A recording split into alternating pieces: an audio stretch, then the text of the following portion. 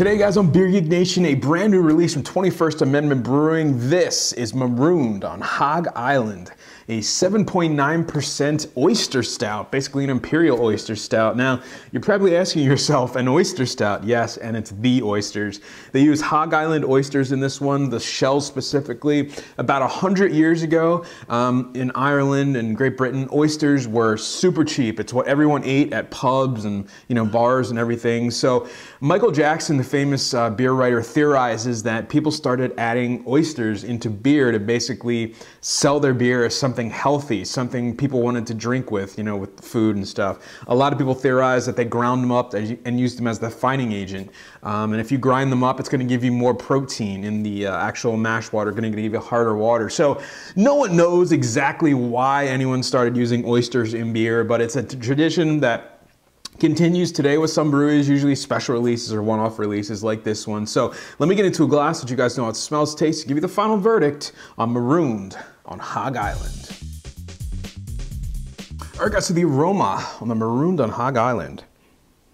Yeah, I mean, classic stout notes. Definitely some chocolate, some coffee, big roasted quality to it. Maybe a little bit of like a brininess in there, a slight saltiness.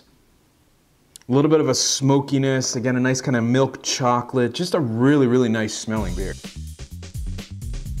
All right, guys, the taste, Marooned on Hog Island. Cheers.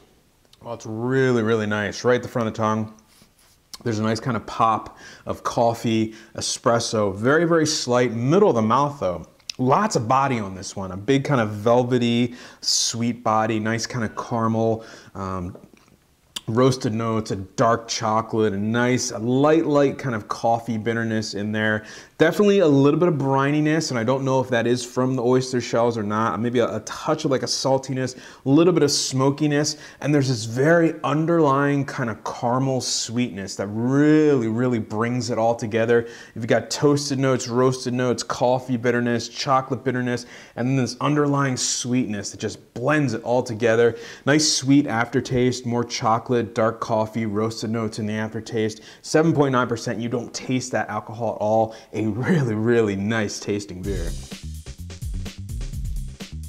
All right, guys, so the final verdict on the Marooned on Hog Island, 7.9% alcohol by volume, limited availability is a seasonal release, so get it if you can, guys. I'm gonna give this one an A-.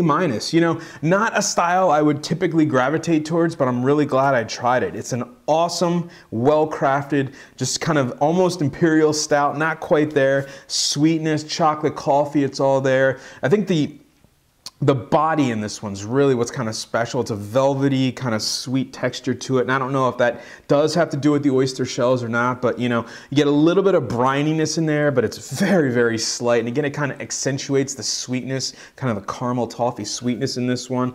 Just a very, very well-crafted, well-balanced beer. So I think you guys should definitely check it out. It's one of the better stouts, just plain stouts I've had in a long time. And if you hadn't had an oyster stout, this is the one to go to. So 21st Amendment really nailed this one, getting an A- for me. And remember, folks, life's too short. Drink amazing beers. Cheers.